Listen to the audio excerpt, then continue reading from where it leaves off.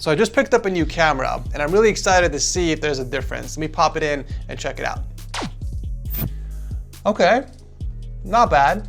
We are shooting at a higher FPS, so I do feel more alive and animated, but other than that, I think the quality looks fairly similar. Nonetheless, welcome to Setup Wars episode 336. Sit back and relax and let the Setup Wars begin.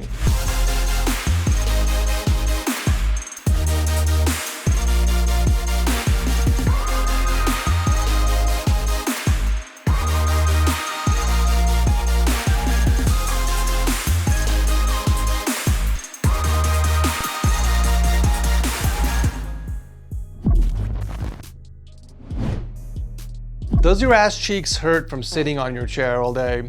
Do you even have a proper chair to begin with? Well, I think it's time to bless your cheeks with a brand new chair.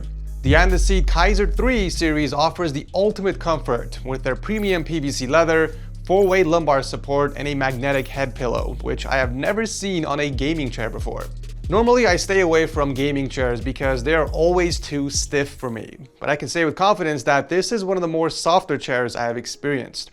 Using the knobs on both sides of the chair adjust the built-in lumbar support system. You can move it up and down and in and out for the best comfort. The seat base is also very spacious with Redense molded foam. Bundled with a wide ergonomic backrest means that it will be comfortable for all shapes and sizes. You can also kick back and relax so you can enjoy your anime comfortably up to 165 degrees. Right now, just for my subscribers, you can get $25 off the Kaiser 3 models on their website by using my cheat code ASBFT25. But that's not all. And The Seat is rolling out a unique Black Friday campaign called Cheat Codes, where they are distributing exclusive discount codes across all social channels and by participating in various activities. This means you can snag some great deals on their gaming gear, so make sure to stay tuned to And The Seat's platforms. Kicking off the episode is a teen setup that most likely has a better setup than most of us boomers out here watching the show. Arlo is a 15-year-old student from Texas who spent about 2 days putting together this setup for gaming and music production. Most of the time, teens just spend a lot of money on RGB products and they toss it on the table and whatever sticks becomes their new setup. But this one is actually thought out and organized very well. You know, it's refreshing to see someone under the age of 16 that knows what they're doing with their money.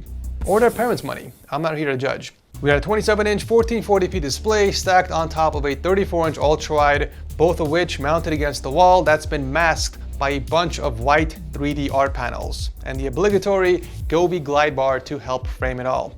We also got a Govee neon strip underneath the desk to add a bit of underglow. And for peripherals, he's rocking an iQuinix wireless keyboard paired with a Razer Viper Ultimate mouse and a TechSource white Topo mousepad. I love seeing my mousepads in these submissions. It brings me great joy knowing that you guys really like the designs and you're helping support the channel directly. So anyone who has bought a pad in the past several years, I appreciate you deeply.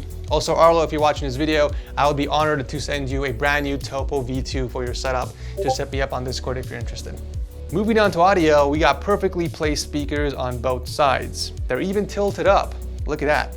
But for gaming, he does switch to the HyperX clouds that he has cleverly hidden in the back of the monitors, and he's using a dedicated HyperX microphone, because you're not really a true gamer without one. Pretty good job with the cable management overall. I can see that you used a few raceways to help with the routing. However, I would have used a few racks instead to make your life a lot easier. And finally, powering it all is a beautiful custom PC inside the Corsair 5000X, featuring the 12700K paired with an extinct EVGA RTX 3080. You might want to check your middle fan as it's not spinning, but I'm sure you're aware of this since you already took the picture. But yeah, a very impressive setup for someone your age. Thank you, Arlo, for starting off the show. At this point, we have seen a lot of different types of setups on the show, some of which that aren't a stranger to the acoustic panel design, just like Cruz, who's also fully committed to the acoustic panel look. I guess it really comes down to preference here, and if you wanted to help sound treat the room, this is certainly one way of doing it effectively. So Cruz is a radiation therapist from Missouri who likes to mostly game on this setup, but he does dibble and dabble a little bit on some CAD and photo editing. He does everything on the Odyssey G8 Ultra-Wide that's mounted on the wall, and below that we got the Corsair K70 and M65 mouse. I actually really like this table set. Sadly, we don't see this combo much on the show. It goes really great together. And that's because he's using the IKEA Mickey desk in combination with the Mickey storage unit. And because the unit has casters, he's able to easily slide the PC out for maintenance or to simply access the back of it. I guess one of the advantages of going with acoustic panels is that you can use them to hide the cables, and that's exactly what Cruz did with both of his speakers. I would have gone further and maybe added one RGB strip on the top wall shelf just to light up all the collectibles you have on there, since you can easily route the cable through the panels, but it doesn't look like you're really into RGB lights. No complaints when it comes to the cable management. You definitely know what you're doing here, and the same goes for your PC build. This is one hell of a system. Color coordination aside, I love the vertical mounted GPU and the custom hardware sensor that you made in the back. Everything just looks so damn good together. It also performs as good as it looks. We got the Intel 12700K that's overclocked to 5.1 GHz and the Gigabyte RTX 4090 Aero. There are some areas where it's a bit sloppy, like the top of the shelf, for example. I mean, the panels could have been cut to prevent spilling, and you could have followed through with the panels on the left side of the wall just so it's nice and even. But all things considered, this is still a phenomenal setup. And it's the first time I've seen someone use an exercise ball as a chair. Thank you, Cruz, for coming on the show.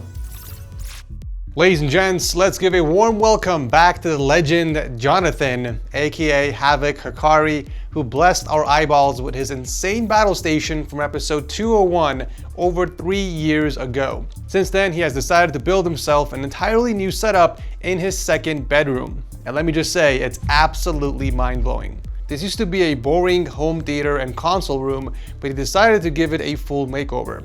So just to remind people who are new here, Jonathan is a web designer by day and content creator by night, who lives in Oregon, and the makeover took him about a full year to complete as he only worked on it during the weekends. This man has single-handedly started the trend of those hexagon RGB panels that you see almost everywhere now, and although the same DNA lives within the new setup, he did redesign a few things.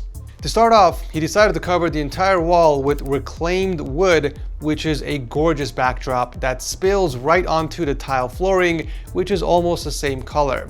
But I really love the subtle contrast of the custom butcher block. It has just the right amount of pop to make it stand out and complement the other areas of the setup, like the accents from the speakers, the headphone hanger, and the orange lighting from the PC. What I love so much about this setup is that even though we have seen those backlight hexagon panels almost everywhere now, Jonathan still managed to add a unique twist to it. The moss art that you see inside the panels were originally inspired by Etsy, so he decided to add his own clever twist by integrating it in the hexagons, which he has CNC machined himself and painted using latex. He did add spacing in the back to make room for an LED strip before sticking them on the wall. Also attached to the wall are both of his monitors, a 32-inch BenQ stacked on top of the Odyssey Neo G9, which is the primary display.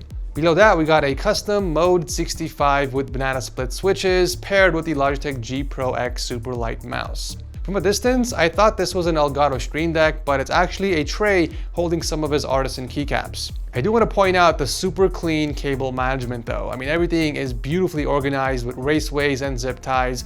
All the wires go through 3 separate holes into the wall, each with its very own grommet, eventually reaching into the back of his custom PC, worthy enough to power this magnificent setup. This behemoth is packing the 13900K and the MSI RTX 4090 Trio X with some streamers.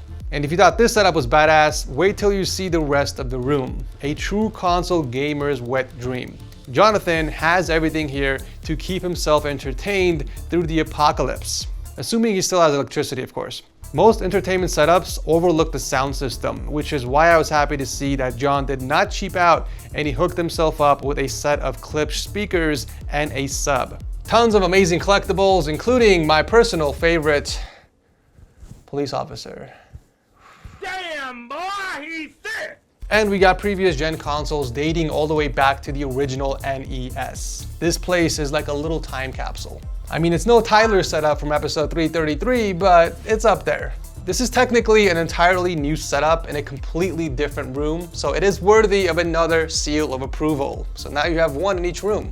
Congrats, John, on taking home the 50th seal of approval. Hit me up to claim your plaque and a free TechSource mousepad if you choose. Personally, I think the liquid green would look awesome with your setup's theme, by the way. Thanks for coming back on the show. It's always a pleasure, my guy.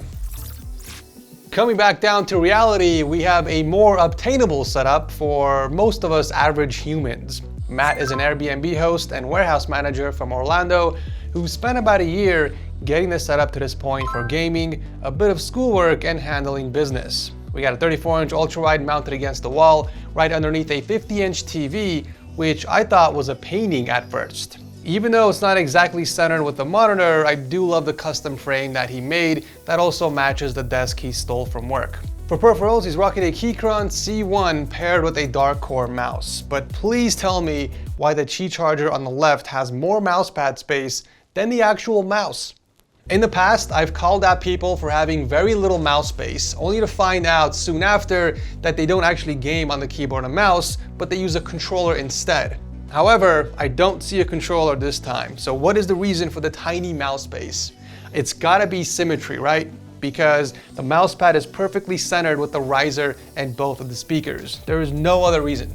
Cables are hidden behind the table's backboard and all lead into his pre-built system that's powering the setup. This is the epitome of a pre-built PC, ladies and gents, and proof why iBuyPower is one of the worst out there.